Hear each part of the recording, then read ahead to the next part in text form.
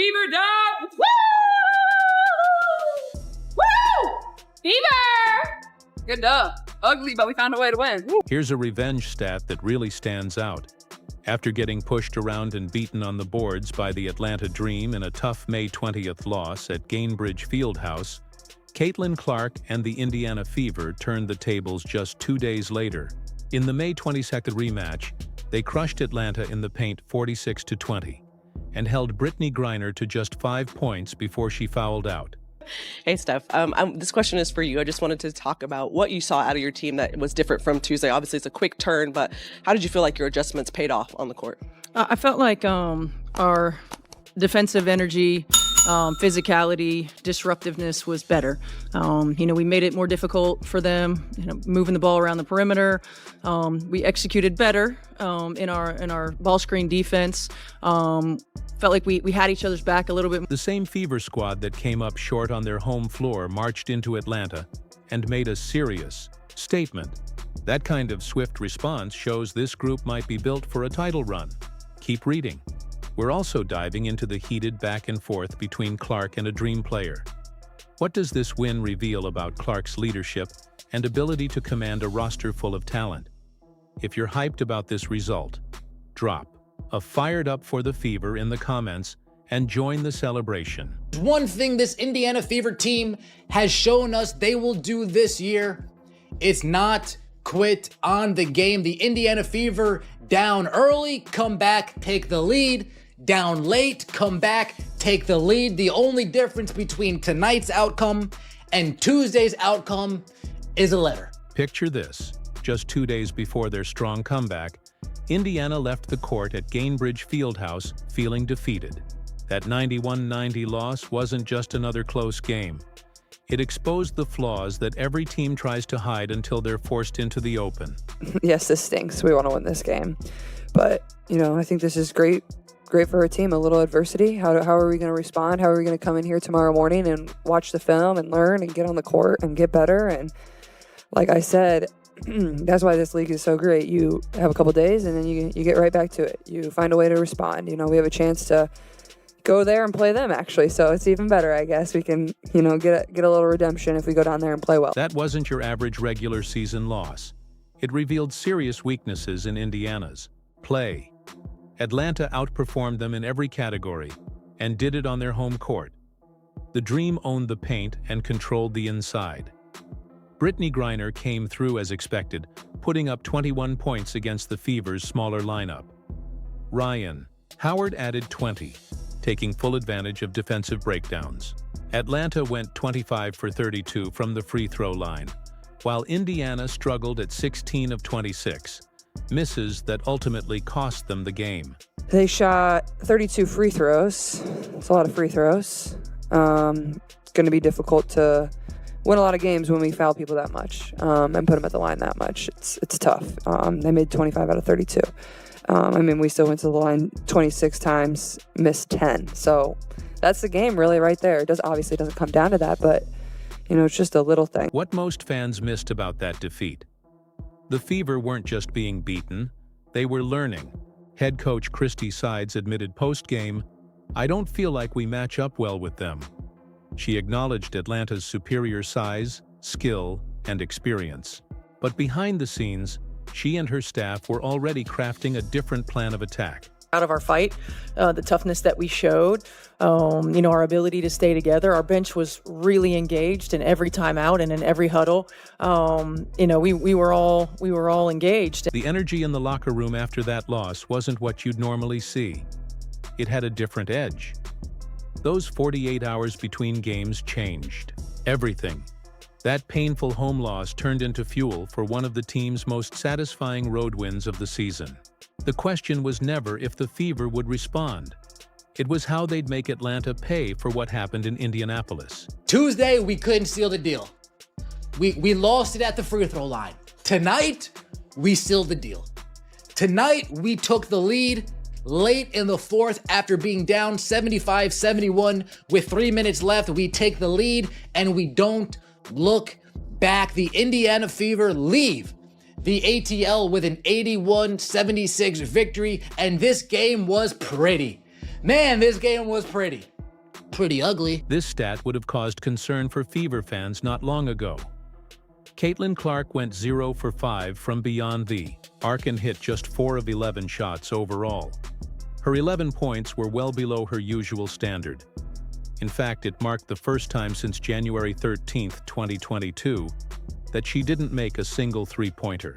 You'd have to go back to her sophomore year at Iowa to find a performance like this. What a win for the Indiana Fever against the Atlanta Dream. Good teams win ugly. And that was what was most impressive to me about the Fever's performance against the Dream. For most teams, having your superstar struggle on the road spells disaster. Clark picked up 5 fouls, limiting her ability to contribute on both ends. She had to sit out during important stretches. A team depending on one player likely would have collapsed under that pressure. But getting in foul trouble early, I think, messed up her rhythm, and she didn't really have her legs, because it certainly was one of the worst performances of Clark's career from a production standpoint offensively. First time in her career she didn't hit a 3. So nothing to write home about from Cece. But that's okay, right? Even when, that's happening, game's on the line, she's got the basketball. She's got the basketball, manipulates the defense, gets it to AB, who puts it away. This is where the 2025 Indiana Fever showed they've evolved into a much tougher and more dangerous opponent than expected. Natasha Howard stepped up in a huge way, leading all scorers with 26 points on an incredibly sharp 12 of 17 from the field. Shout out to Natasha Howard, I will say. You didn't have a good game last game. You bounced back today. If I'm the Atlanta Dream coach, I'm going into tonight with a game plan. Folks, make Natasha Howard beat us. Don't let Caitlin Clark beat us. Don't let Kelsey Mitchell beat us. Don't let Aaliyah Boston beat us. Make Natasha Howard beat us. And Natasha Howard, she took on that challenge and she came through. Let's just think back a year ago. Who's that going to be? Katie Lou? Nope. Erica Wheeler? Nope. Nalissa Smith, you make me laugh. Howard completely erased the memory of her tough performance in the last matchup with Atlanta.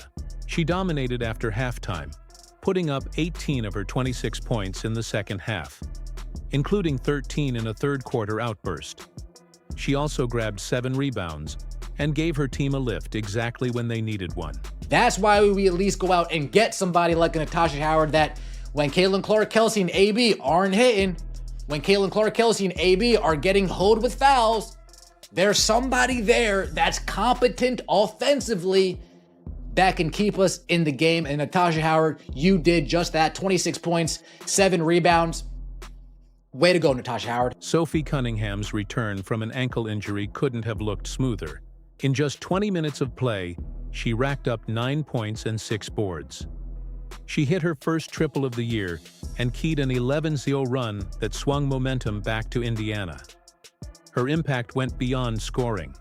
She drew a crucial offensive foul late in the game. Lexi Hull also delivered with 10 timely points off the bench and matched her career high with 4 assists. Her hustle was proof that the Fever's bench, once seen as a weakness, had become a major strength. Sophie Cunningham and Lexi Hull are the real deal. That's what it does look like. It looks like these two off the bench, you can name whoever you want. These two ladies off the bench are going to be the most impactful duo in the WNBA, hands down. Hands down, these two are going to be the most impactful duo in the WNBA off the bench. They bring the energy, they bring the heat, they're able to score, they play defense. Indiana's bench outproduced Atlanta's reserves by 16 points. A total reversal from their earlier clash, where the Dream's backups dominated. Cunningham and Hull delivered on defense and hit important shots. And suddenly, the Fever's flexibility was on full display. This wasn't just a well-rounded effort. It confirmed that Indiana had become a balanced, dangerous group. Even when Clark struggled, others stepped up. The supporting cast didn't just hold the line, they flourished, proving this team has depth and readiness across the board.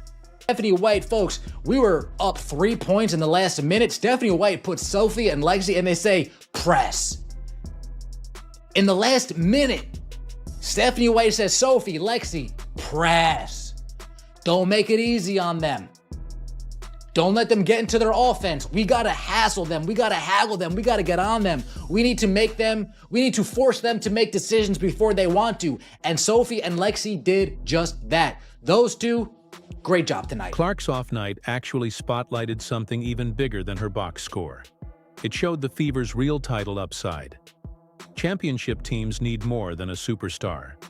They need depth, grit, and players who can handle big moments. Indiana checked every one of those boxes on the road against a tough opponent. Brittney Griner entered the game expecting to dominate inside as she did before. At 6'9", she seemed like a mismatch for Indiana's smaller rotation, and most assumed she'd get the ball early and often again. That's toughness on display. Fighting through it. It ain't always going to go your way. And then, like I said, some of the new players,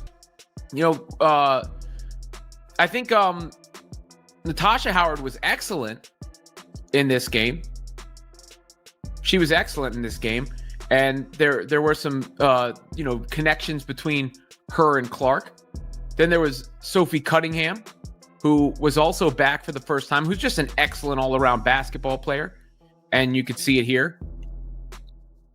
Clark with the get-ahead to Cunningham and the finish. I mean, Cece's just such a gifted passer. The Fever lacked a true post player to match Griner physically. Head coach Stephanie White had already addressed that disadvantage ahead of the rematch, especially facing size like Griner and Brianna Jones. Her solution? Lean into Indiana's depth and adaptability to take away that edge. And it paid off. Every Griner touch was met with swarming defense.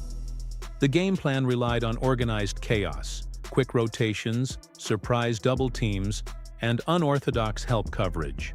It was anything but textbook, but it completely disrupted Atlanta's interior game. Damaris Dantas, 17 minutes. Yeah, 1 for 5. Stephanie White, again, to her credit. Did you see what she did today with Dantas? Did you see what she did tonight with Dantas? Brittney Griner, are you in? You're in? Cool. Dantas, get in there. Brittney Griner, you're out? Cool. Dantas, get out. Brittney Griner, you're coming back in? Cool. Dantas, get back in. Griner, you're out. Dantas, you're done here. Coach White called it a total team effort. Indiana brought relentless energy to every possession. Every time Griner got the ball, the Fever fought her physically. They weren't afraid to foul hard to break her rhythm. It was a major shift from the first meeting. Indiana won the rebounding battle 41-37 and held Atlanta to just 76 points on their home floor. The toughness was evident from start to finish. As the game wore on, Griner's frustration became obvious.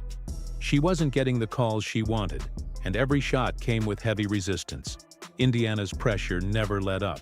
Well, I felt like our depth came into play there, being able to go to our bench and bring a different defensive coverage and intensity level, and that allowed us to get out in transition. I mean, we're going to be at our best when we're in transition, and I felt like in that second quarter we were able to get out a little bit. With 3:38 left in the fourth, it all came to a head. Brittney Griner fouled out with only 5 points and 7 rebounds. It was her second disqualification of the season against the Fever. That's when it was clear Indiana's defense had taken away Atlanta's top threat.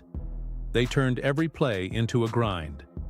By the time Griner left the floor in foul trouble, Atlanta's inside scoring disappeared.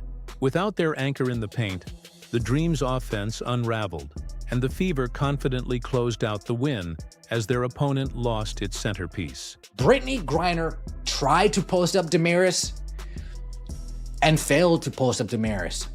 She tried to move Damaris off the block on defense. She failed to move Damaris off the block on defense. Damaris Dantas isn't only a big body, she's a strong SOB. And Brittney Griner found that out firsthand tonight. Things were already tense in this heated rematch when Caitlin Clark and Rhyne Howard went face-to-face in a fierce confrontation. It began with a tough foul, and after some sharp words, cameras captured Clark saying something that perfectly reflected her fiery spirit. This wasn't just about pride, it was a message. Let's start with the one that's going to be shared everywhere. Who was drafted first overall in 2022, came at Clark aggressively in a hostile atmosphere. Her mission was clear: throw the second-year guard off her rhythm. She made every possession a battle, full of contact and pressure.